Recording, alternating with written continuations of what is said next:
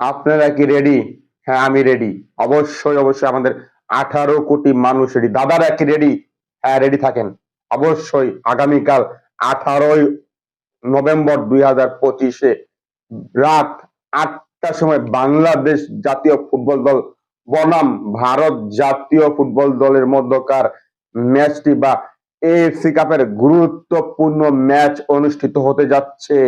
হ্যাঁ, এই ম্যাচে বাংলাদেশ মুখিয়ে আছে, পুরো দেশ মুখিয়ে আছে, ফুটবলাররা মুখিয়ে আছে সমর্থক কিংবা মুখিয়ে আছে টিভি পোর্টাল, নিউজ পোর্টাল কিংবা সাংবাদিক, স্পোর্টস রিপোর্টার সকলেই মুখিয়ে আছে। হ্যাঁ, ভারতীয় দাদাদের জবাব দিতে বা ভারতীয় দাদাদের হারাতে। হ্যাঁ, আজকে জামাল ভুঁইয়া বাংলাদেশের ক্যাপ্টেন, তিনি সংবাদ সম্মেলনে তিনি বলেন, হ্যাঁ, আমরা ভারতীয় দাদাদের হারাতে আমরা প্রস্তুত।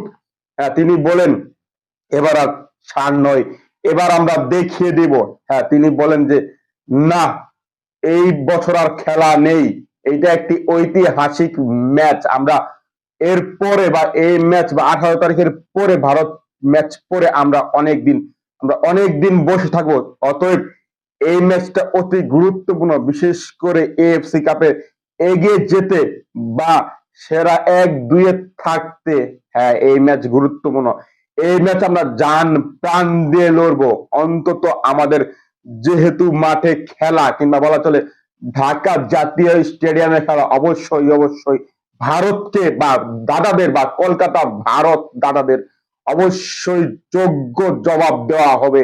তিনি বা আমাদের ক্যাপ্টেন জামাল ভুঁইয়া এই কথা বলে তিনি তার বক্তব্য শেষ করেন এবং হুঁশিয়ারি দেন ভারতীয় দাদাদের।